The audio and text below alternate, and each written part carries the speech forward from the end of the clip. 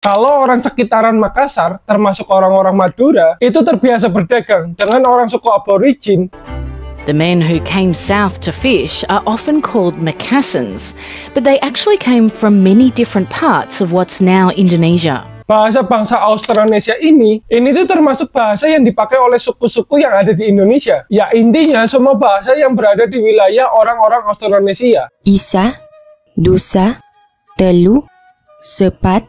Sebelum bangsa Eropa berkeliling dunia melalui samudera yang begitu luas, 4.500 tahun yang lalu, nenek moyang kita, bangsa Austronesia, melakukan perjalanan yang luar biasa jauh dan sangat luas. Ini membuat mereka tersebar di area seluas 51 juta kilometer persegi, yakni dari Pulau Madagaskar di Samudra Hindia sampai daerah Polinesia, yang di situ ada Selandia Baru dan Kepulauan Hawaii. Memang betul kalau ada yang ngomong nenek moyang kita itu seorang pelaut. Without the aid of modern navigational equipment, shipbuilding, and food preservation technology, humans would voyage thousands of miles upon the vast open ocean to settle the hundreds of islands in the Pacific that stretch about 8,000 miles or 13,000 kilometers. Ini tuh capaian yang sangat luar biasa loh. Karena pada zaman yang sama, orang-orang Eropa dan Asia lainnya itu belum punya teknologi berlayar secanggih orang-orang Austronesia ini. Yakni teknologi berlayar untuk melakukan perjalanan di samudera yang sangat luas. Ini tuh analoginya mirip ketika pada abad 20-an awal. Ketika orang-orang Amerika atau Uni Soviet itu memiliki teknologi yang sangat canggih untuk melakukan perjalanan ke luar angkasa. Perjalanan bangsa Austronesia pada saat itu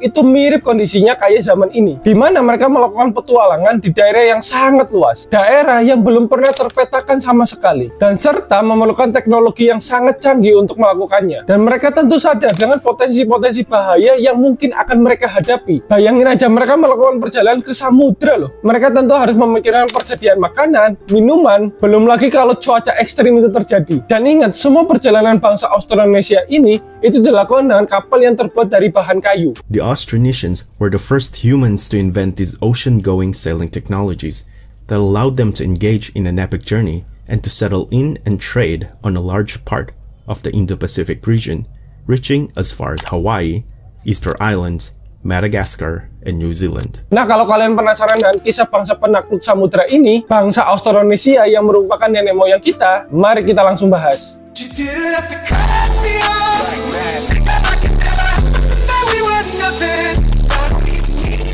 Menurut penelitian, bangsa Austronesia itu berasal dari daratan Cina Timur yang bermigrasi ke Pulau Taiwan pada 3000 tahun sebelum Masehi. Lalu pada 1500 tahun sebelum Masehi, mereka melakukan perjalanan ke Filipina dan ke Pulau Borneo. Lalu mereka mulai menyebar ke arah timur dan ke arah barat. Ke arah timur, mereka melakukan perjalanan ke Pulau Papua, Kepulauan Oseania, hingga wilayah Selandia Baru. Dan perjalanan mereka ke arah barat, mereka mulai menyebar ke Pulau Jawa, Pulau Sumatera, ke Malaysia, hingga ke Pulau Madagaskar di Afrika. Perjalanan ini tuh nggak main-main, karena pada saat itu belum ada teknologi modern yang canggih-canggih yang bisa membantu mereka. Bahkan pada zaman itu, bangsa Mesir itu masih sibuk untuk membangun piramida. In the countless generations since those first brave seafarers set out from Taiwanese shores, the Austronesian peoples have become one of humanity's biggest families, consisting of thousands of cousins spread across thousands of islands over thousands of miles of endless sapphire horizon. Bangsa Austronesia melakukan perjalanan ini itu menggunakan teknologi kapal mereka yang cukup canggih, yakni ada kapal katamaran, kapal outrigger, tanja sail, dan crab slow sail. Dengan kapal-kapal ini memungkinkan bangsa Austronesia untuk menjelajahi Samudra Hindia hingga Samudra Pasifik. Bahkan sebelum abad ke-16, bangsa Austronesia adalah bangsa yang paling tersebar luas dibanding dengan bangsa-bangsa lain yang ada di muka bumi. Jangan ngomongin orang-orang Eropa, karena pada zaman ini orang-orang Eropa itu belum melakukan perjalanan samudera sama sekali. Mereka orang-orang Austronesia hampir menguasai daerah seluas separuh permukaan bumi. Dan dengan cakupan daerah yang sangat luas ini, bangsa Austronesia bisa membangun jaringan perdagangan maritim yang nantinya akan menjadi jalur sutra maritim. And the lesser-known Maritime Silk Road.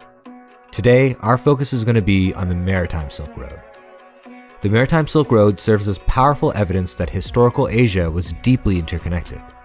But the Maritime Silk Road wasn't just a trade network. It was also used by missionizing Buddhist monks and Hindu Brahmins, by diplomats and adventurers. Bahkan ya, bukti kedikdayaan dari bangsa Austronesia itu pernah tercatat pada dinasti Han di Cina pada tahun 220 sebelum Masehi. Dinasti Han pernah mencatat bahwa terdapat kapal-kapal besar dari selatan. Kemungkinan kapal-kapal besar ini itu berasal dari bangsa Austronesia yang sudah mendiami Pulau Jawa atau Pulau Sumatera. Hal ini tuh membuktikan pada saat itu bangsa Austronesia atau nenek moyang kita bisa membangun kapal-kapal yang cukup besar hingga membuat bangsa lain itu merasa heran. Juga pernah dicatat sebelum bangsa-bangsa Eropa itu datang ke Indonesia, orang-orang Austronesia yang tinggal di Jawa itu menguasai jalur perdagangan rempah pada Selat Malaka dengan kapal-kapal besarnya yang disebut dengan Jung Jawa. Yang auto muncul biasanya kapal Jung Jawa, sang legenda lautan yang mampu menahan gempuran meriam Portugis dan diestimasi sepanjang 300 sampai 400 meter.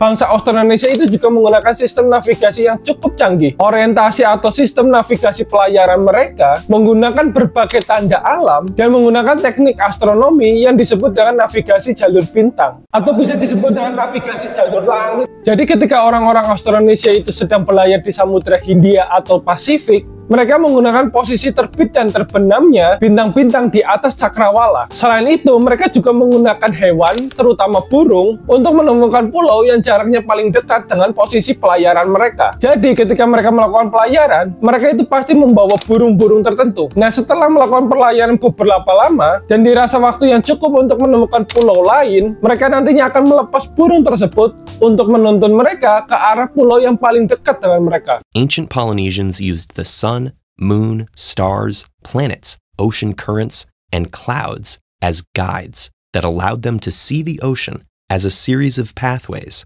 rather than an obstacle. Nah, karena bangsa Austronesia itu menguasai daerah yang sangat luas, gak heran juga dong kalau pengaruh budaya dan peradaban mereka juga ikut luas. Dan juga karena wilayah yang mereka tempati itu kebanyakan adalah kepulauan, maka orang-orang Austronesia itu bisa terisolasi dari satu dengan yang lainnya, yang terkadang menyebabkan daerah-daerah yang ditinggali oleh orang-orang Austronesia itu saling mengembangkan budaya atau bahasanya sendiri. Karena itu gak heran, 16-20% bahasa yang ada di dunia ini itu tuh masuk ke dalam keluarga bahasa Austronesia, menjadikan bahasa Austronesia itu sebagai bahasa nomor 2 yang paling tersebar setelah Indo-Eropa. Austronesian languages are probably the most geographically spread out language family in the entire world.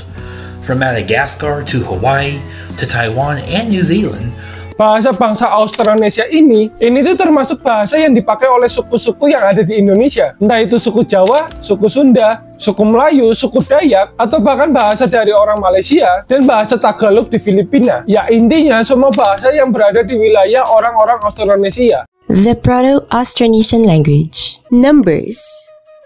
Isa, Dusa, Telu, Sepat, 5. Tapi walau bahasa masing-masing daerah ini sudah berkembang, ada beberapa kata yang tetap sama atau familiar satu dengan yang lainnya. Kata-kata yang menunjukkan identitas dari bangsa Austronesia itu sendiri. Kayak misal ada kata layar, yang dalam bahasa Indonesia itu berarti berlayar. Kata ini tuh masih tersebar di orang-orang Austronesia. Dan kata perahu yang artinya itu kapal, di banyak tempat itu menjadi patafu di Tamil India, padau di Samoan, dan waharau di suku Maori yang tinggal di Selandia Baru. Kata-kata yang sama ini atau yang masih familiar ini itu relate sekali dengan kegiatan orang-orang Austronesia yang suka bertualang ke banyak tempat dengan cara berlayar menggunakan perahu di samudera yang sangat luas. As contact between the islands became less frequent, the language the Polynesians brought with them evolved into different tongues in isolation. Many words changed, but one word remained the same in all the languages of the wide Pacific. Layar, the word for sail. Selain bahasa, tentu ciri peninggalan bangsa Austronesia di wilayah Indonesia itu ada banyak. Pada arsitektur, banyak rumah-rumah adat di Indonesia yang memiliki ciri bahwa lantainya itu lebih tinggi dari daratan dan memiliki tiang panggung. Hal ini itu fungsinya untuk menghindari banjir dan untuk menghindari hewan buas atau hewan liar. Selain itu, pada teknik bercocok tanam kita itu menggunakan teknik terasering padi, yakni sebuah teknik dengan membuat teras-teras pada tanah yang akan ditanami tumbuhan tumbuhan padi. Hal ini itu fungsinya untuk mencegah longsor, membuat kecepatan air berkurang, sehingga penyerapan air pada padi itu lebih optimal, dan tentu kita juga mewarisi kemampuan yang berkaitan dengan pelayaran maritim, mulai dari teknik membangun kapal dan navigasi laut. Makanya nggak heran juga kalau orang sekitaran Makassar, termasuk orang-orang Madura, itu terbiasa berdagang dengan orang suku aborigin yang tinggal di Australia sejak abad 15 hingga 18-an Masehi. The men who came south to fish are often called Macassans, but they actually came from many different parts of what's now Indonesia. Ya, jadi itu kisah nenek moyang kita, bangsa Austronesia, penakluk samudra yang tersebar dari Madagaskar, Afrika, hingga Selandia Baru, hingga Kepulauan Hawaii. Memang benar adanya lagu nenek moyangku seorang pelaut. Nah, kalau kalian suka dengan video-video yang kayak gini, jangan lupa untuk like dan subscribe, dan kali-kali gua ada salah, jangan ragu untuk menuliskan di kolom komentar. Nenek moyangku seorang pelaut, gemar mengarung luas samudra.